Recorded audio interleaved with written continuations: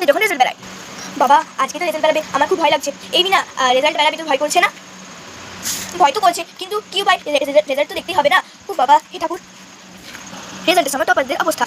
So আজকে তোমাদের result, so রেজাল্টে কারো টেনশন করছে না তো, রেজাল্ট মানে সবাই ভালো যাবে। আর ব্যাক বেঞ্চের পুরো খারাপ। উফ মিনা এসো রেজাল্টে নেবে।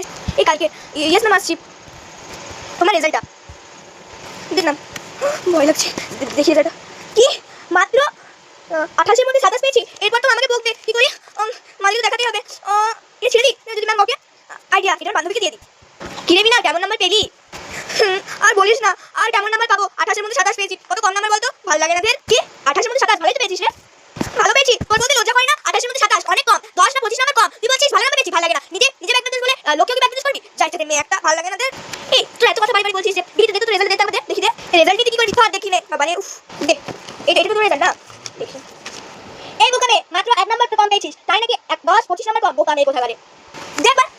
কিন্তু আমার তো টোটালি 25 নাম্বার কম গেছে, যদি সব মিলিয়ে আমি 1 নাম্বার কম পাই তাহলে তো সব টোটালি তুমি কম যাবে, ভালো লাগে না। মা বাবা বলতে বাবা বলেছিল যে তুই যদি 28 নাম্বার পাস তাহলে তোকে একটা আমি ম্যাথ বুক কিনে দেবো। এবার তো বাবা আমি ম্যাথ বুক কিনে দেবে না, ভালো লাগে না। কি বাবা রে, আমার বাবা বলেছিল তো 28-এর মধ্যে যদি এক কম পাস তাহলে আইফোন কিনে দেবো। আমি ভেবেছিলাম যে তোকে আইফোন দেবে, বাট ম্যাথ বুক কি করে সম্ভব? টপার মেয়ে একটা, হাতি আছে তো তোকে হাত বল কিনে যাই এখান থেকে, বাজে একটা।